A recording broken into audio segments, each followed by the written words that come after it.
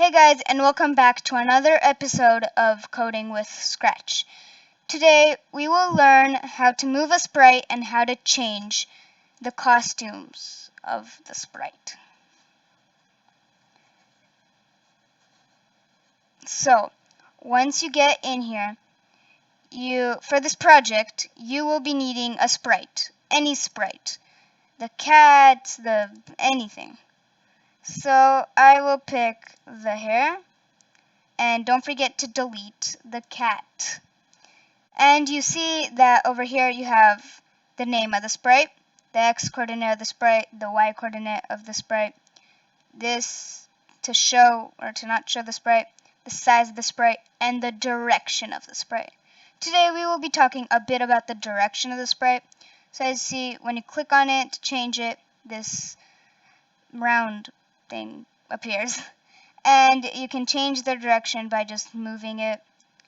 Like if you want it completely upside down, you can do it like that, then like that, and many other directions.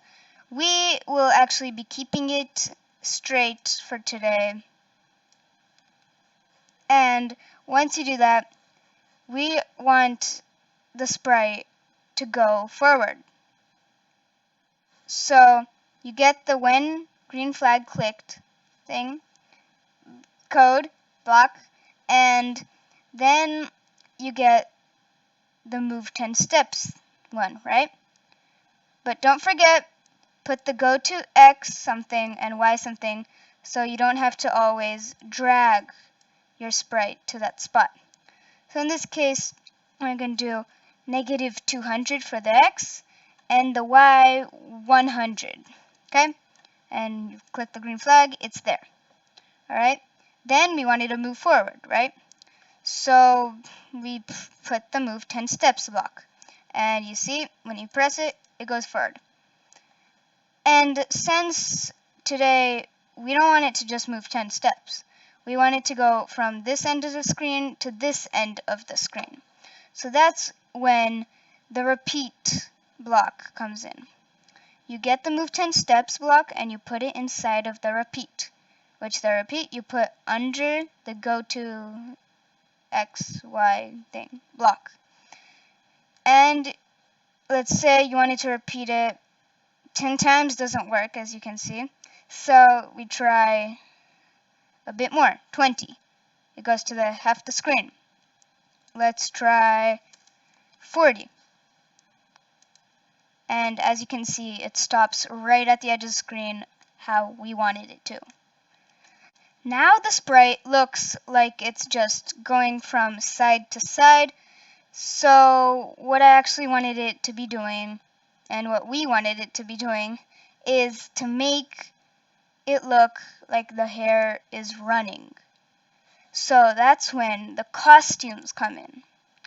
And when you click here on the costumes, you see this sprite has 3 costumes: hair A, hair B, and hair C.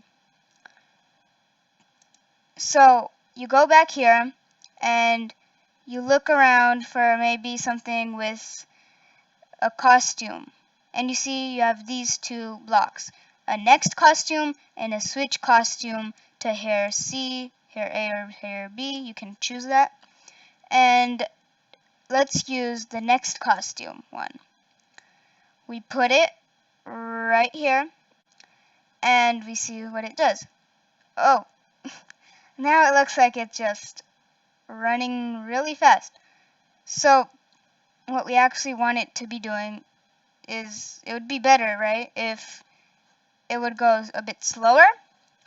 So that's when we use the wait 1 seconds or how many seconds block. You put it there and then you press go. That's a bit too slow, right? So then we can change it to, I don't know, let's say 0.1 seconds, a tenth of a second. And there it looks a bit more like it's actually running. Now let's make this project a bit more fun. So we can click this and then let's duplicate the hair and let's make this hair go from right to left now, right? So the cool thing is once you duplicate a sprite, then the code duplicates itself too. So you don't have to write it all over again. So since we want to get this bunny to go from right to left, we have to change the direction, right? So we go over here and we change it. Except it goes upside down. Why is that? Because it rotates itself. It doesn't flip. So let's just change it back to 90, the right way, and let's find a different way to do it. The way to do it is to go to the costumes bar and click the flip horizontal button. And as you can see, it's flipped horizontal the right way. So once you got it flipped, you can click the green flag and it's probably going to work, right? Well, what happened? They're like connected kind of. So what happened is that we forgot to change where it starts from. So it should actually be starting from X 173. Let's round it up to 170. And the Y will be negative 132. Okay, so let's try doing it. And why is it going backwards? Here, if you couldn't see it was going backwards, let's put it here. Let's put it here, and you can see it's moving backwards. That's because the computer still thinks that the right direction is that way. So it will still walk that way if you put move 10 steps. So we can change it to move negative 10 steps. And you see, it will do the right thing. Alright, when you're done, don't forget to name your project. Let's say I want to name this Rabbits or something. And then don't forget to save your project. Once you save your project will go into your stuff, which you get by clicking that button. And you see all my projects are here, and here is the project you made. Once you click on this project, you will end up on this page. You have the project you made. Then you can write the instructions if you want to post it on Scratch, the notes and credits if you want to post it. And if you click the See Inside button, it's the same as saying you're inside here, right? You get back inside where the code is written. Now, let me give you a little bonus project.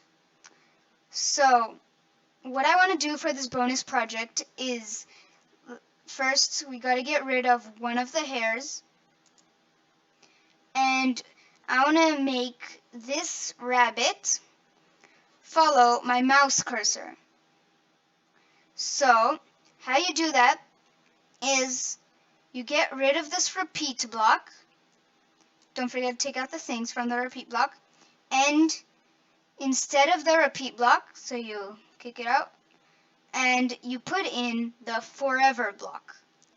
Whatever you put in the forever block, the code in the forever block will always run. So you take these things and put them in the forever block. And now to make the rabbit follow the mouse cursor, you need to get this button that says point towards mouse cursor. Mouse pointer, it says. And you put it over here.